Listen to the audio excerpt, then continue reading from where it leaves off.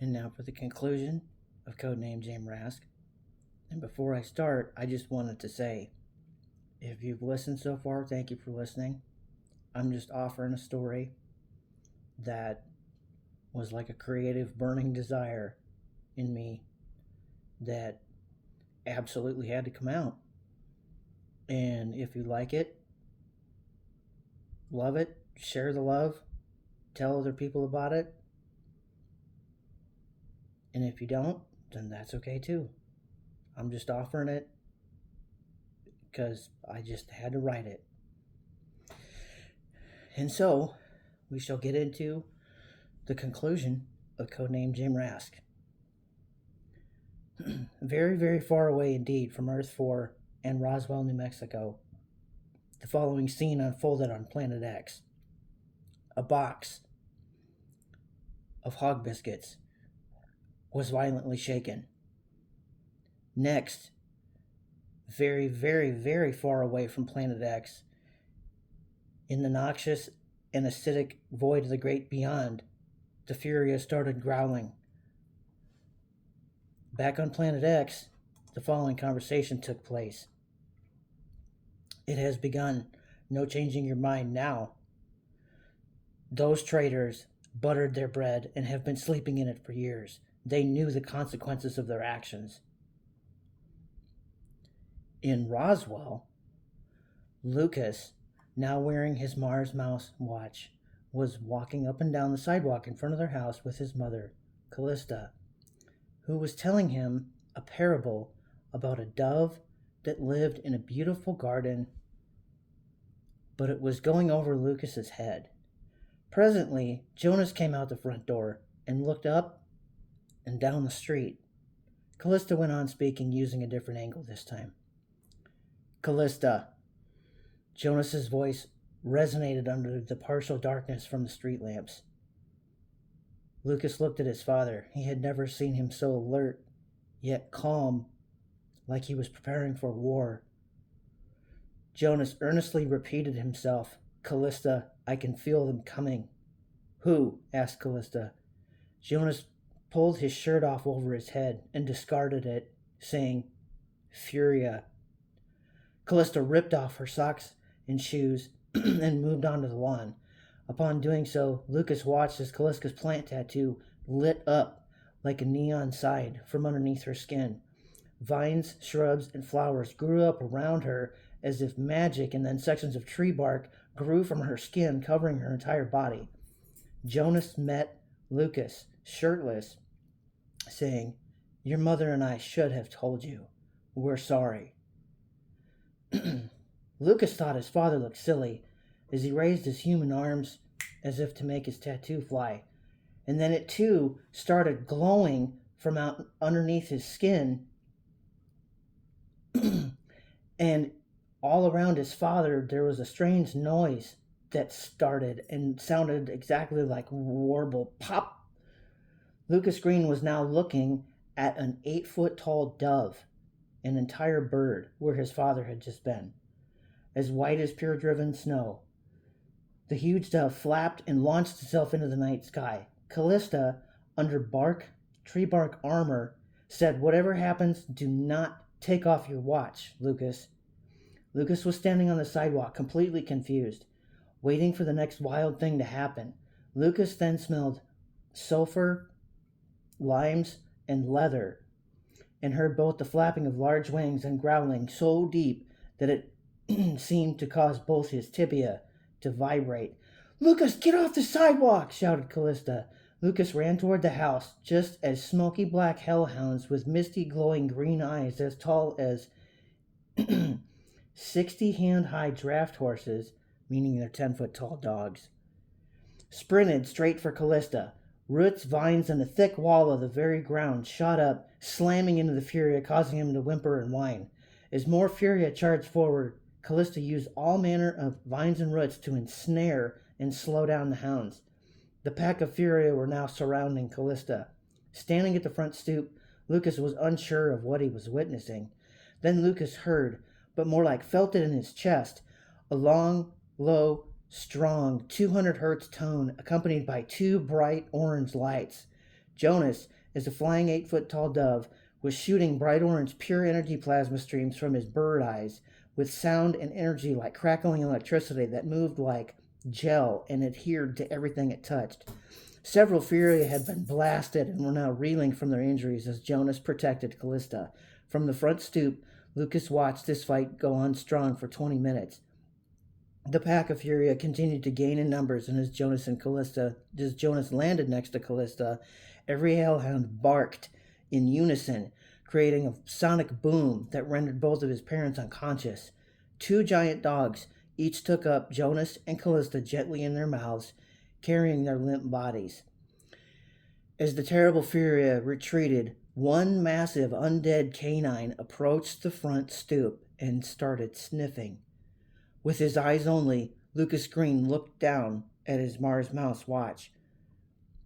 While scratching the concrete with its oversized paw, the cold air from the Furia's massive, soft, glistening nose gently disturbed Lucas's hair and the edges of his clothing. Lucas held his breath. Then the hellhound bent its body like a U, turned and charged away. Lucas looked at the street in front of him.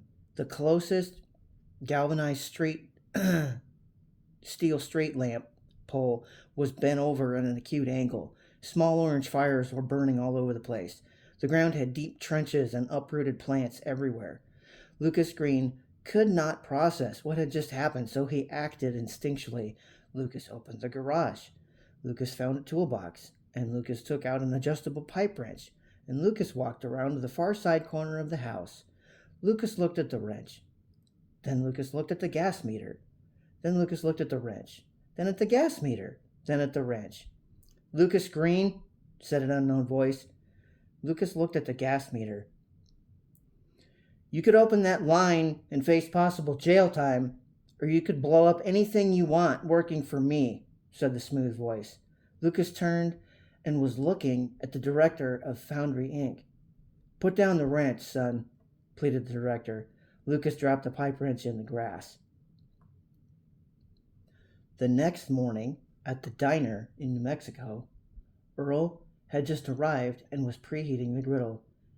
Julie had already started the fourth pot of coffee for customers when the day's digital news had just downloaded into the coffee cup viewers.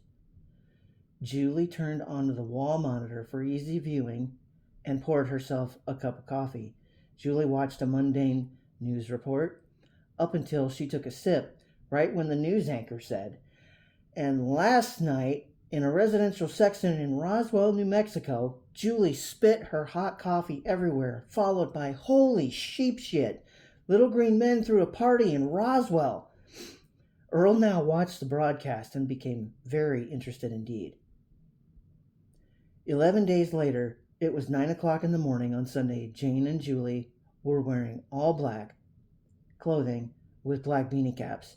The sisters had just left Julie's apartment in Carlsbad, where Jane had previously asked Julie, "Who was that leaving as I got here?"